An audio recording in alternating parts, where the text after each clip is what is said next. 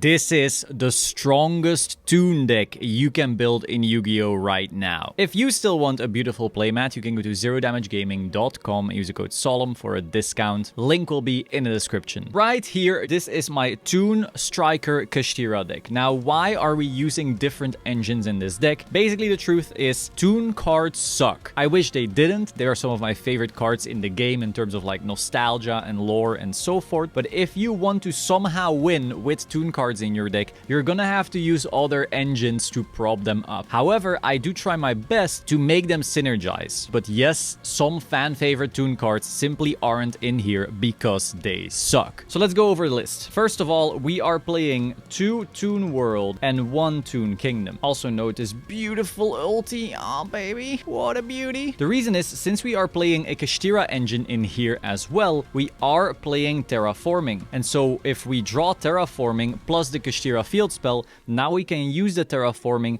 to look for the Toon Kingdom. Otherwise, we would be bricking. Now then you might wonder, why aren't we maxing out on Toon Kingdom? And the reason is that Toon World is actually straight up better. Toon Kingdom can hit certain very crucial cards in our deck and banish them when it is activated. Like I said, we are playing a Sky Striker package. So if we then suddenly banish our engages or Hornet drones, then we're sitting there like, oh cool, we get protection for cards, but we don't really care about the protection. We are trying to instantly OTK in this deck. And so the only time the protection ever comes up is if we failed to OTK. So for that reason, Toon World is just straight up better. Also notice that old school magic card. Oh baby, I'm in love with this card. It actually also makes me happier that I get to play my old school Toon World. Next we are playing triple Toon Table of Contents. This card basically gives us extremely good synergy with Sky Striker. As you know, Sky Striker cards get extra broken when you have 3 spells in your graveyard, and Toon Table of Contents instantly gives you that. You can just go Toon Table, search Toon Table, search Toon Table, search Toon Bookmark, boom, we are done. We have our graveyard set up for Sky Striker cards, and we have our Toon cards, you know, to play Toons with. Next we're playing triple Toon Bookmark. This card is of course also extremely incredible. It can search any card that mentions Toon World, and then also gives you protection for your Toon World / Toon Kingdom. This is also the only card in the deck that can search Comic Hand. Comic Hand is actually the only Toon card worth playing. It is a Snatch Seal with no other cost or anything like that, and then it also makes it a Toon monster, which means it's getting protection from Kingdom and so forth. Beyond that, if your opponent controls no Toon monsters, you can then attack directly with it, so it makes OTKing even easier. Konami, please give us good Toon monsters. I would love to play with them. So here we have our triple Comic Hand, because this is what it's all about. Really, we are trying to steal our opponent's board and then OTK them out of the universe. Another way to do that is with Hidden Armory. Hidden Armory lets us search an equip spell if we don't normal summon. So this is why in this deck there's really only 2 ways to normal summon, and so we will only activate this if we know that we won't be able to access those. Now, because of the new ban list, this Hidden Armory actually got even better because it can also search Snatch Steal. So whenever you notice, damn, I'm not reaching my Toon engine, because sometimes you just look at your hand and go, well, then you can use your Hidden Armory instead to search for a Snatch Steal, which is just a slightly worse Comic Hand. Also, once again, look at that old school print. I really need a magic card one, but this is still like really sweet. So we are essentially playing like 1 billion copies of Comic Hand thanks to all these Toon searchers, and then also the Hidden Armory, and then worst case, if we can't use the Comic Hand, we use the worst Comic Hand in the form of Snatch Steal. Thank you, Banlist, for making our Toon deck a little bit better. Next we get to the Striker engine. We are playing 2 Engages, 2 Widow Anchor, and 1 Hornet Drones. So Engage came to 2, and that already improved this deck a lot because it means we're gonna more often have access to Engage, which is really good in a Toon deck because Toons are a hard fucking minus. So if we can actually plus a little bit, that's great. That's gonna help us break some of the meta boards out there. Then the reason for only 2 Widow Anchor is because when you start drawing multiples of these, you actually somewhat brick on them. You could technically go like Widow, but it's still really awkward. In an ideal scenario, you really only want access to 1 Widow Anchor, or start linking away with stuff, and then afterwards, when you have maybe only a Charmer in your extra monster zone, then start grabbing even more stuff from your opponent. I know it's just sometimes awkward to have doubles of them, and if you get to any combinations of these, you're always gonna have both anyway. And once again, Widow Anchor also is part of the whole theme where we try to steal our opponent's board and then OTK them with it. Next, we have the most important card that actually made this deck possible, and that's Triple Tactics Thrust. Now, Triple Tactics Thrust really ties all of our engines together. It can search Toon Table of Contents, meaning it can search any Toon card. It can search search Sky Striker Engage, meaning it can search any Sky Striker card, and it can search Terraforming, meaning it can search any Kashtira card. Thrust, going second, is basically the card tying it all together. Also a spell, meaning it's even more likely that you're gonna have the required spells engraved for your Sky Striker cards to actually work. Now for Thrust search targets, we have Change of Heart, again in the theme of we're trying to steal our opponent's board and then destroy them. One Duster, because sometimes back row can be awkward. Again, we can have all this monster stealing in the world, but if they only have like a Hydrant and set 4,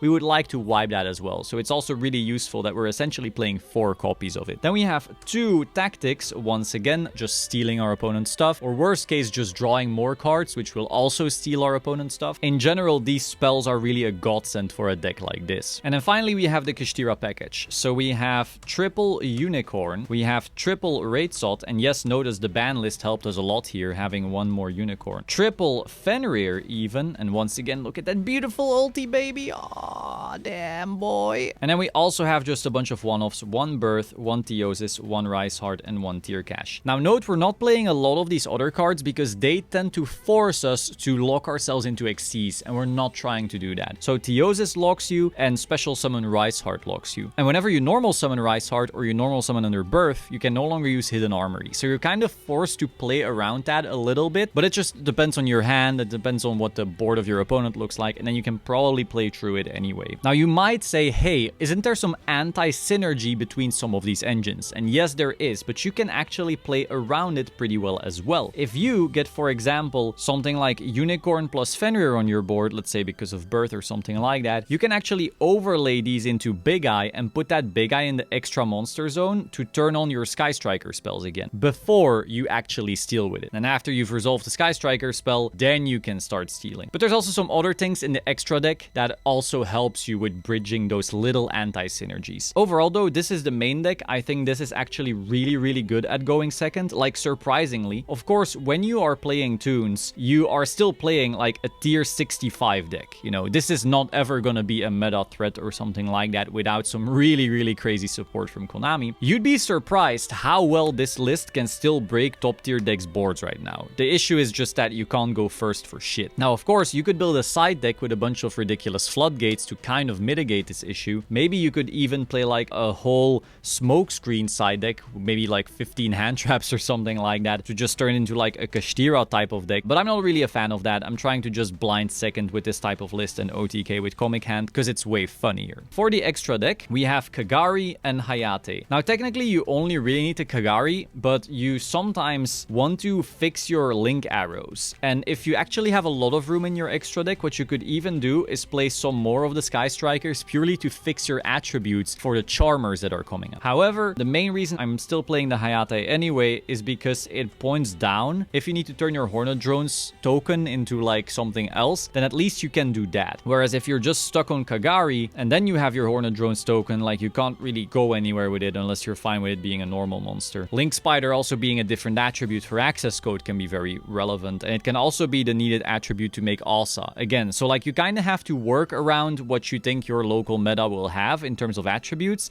and then just fix it up. We are playing a bunch of Charmers. The reason these Charmers are so important is because sometimes we simply cannot OTK with just our opponent's monsters, and then we have to use an opponent's monster plus an access code line. So in order to ensure that we have an access code line at all times, we're just trying to play as many attributes as possible. Now, I didn't have room for every single attribute, especially because you're also trying to match up your Sky Striker cards to those attributes, but it is what it is. Again, depends on what you're looking for, depends on what you think you're going to verse, but this at least should be insane coverage. Hita should be good into all of the fire decks, so that's really good. Asa should be good into anything that plays Kashtira Fenrir, which is a lot of cards. Alina should be good into like Pearly and maybe Dragon stuff. Area will be good into stuff like Tearlaments. And note that if you take Tier Cash from them, that also means you have another level 7 to overlay into Big Eye. It could also be good into Unchained if people are still playing that. Then of course Dark is going to be the best one in general. If you don't like the Charmer package, maybe you have some other stuff you want to play, you could cut mostly these three. But you have to play Hida and Dark because so many decks right now are playing like Darks and Fires. Also note that if Dark steals your opponent's Diabell Star, that's also a level 7 to make Big Eye with. So that's the Charmer package. And then those Charmers are usually going to lead into Selene. But now you might be thinking, Selene, which spellcaster are we even playing? Well, the spellcaster we are playing is Big Eye. So what you're usually going to do do is you're gonna have your 2 Kashtira monsters overlay, make a big eye, maybe resolve some Sky Striker spells, again, depending on what your opponent's board is and in which order you have to do things. But your big eye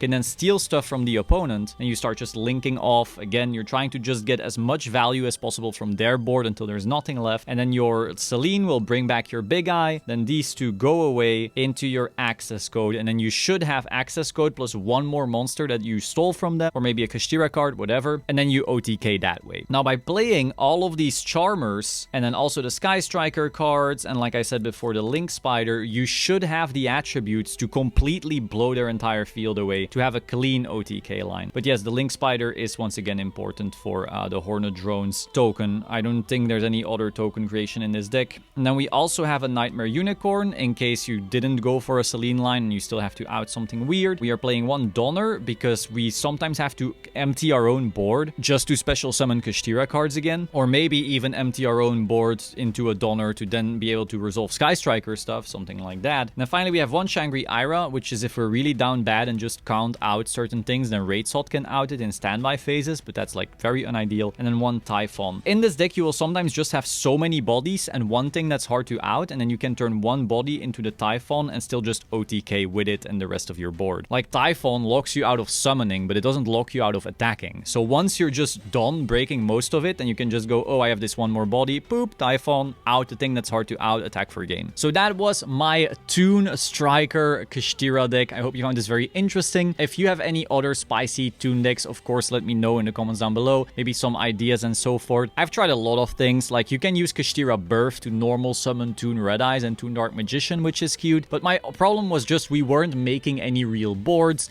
They didn't really OTK any easier. A bunch of these Toon cards have the summoning sickness. It was just awkward. I wish we could do more, but this is like the best I've come up with so far. But again, I'm open to more ideas. Be sure to like, comment, subscribe, and if you still need a beautiful playmat, you can go to zerodamagegaming.com and use the code Solemn for a discount. I will see you soon. Ciao.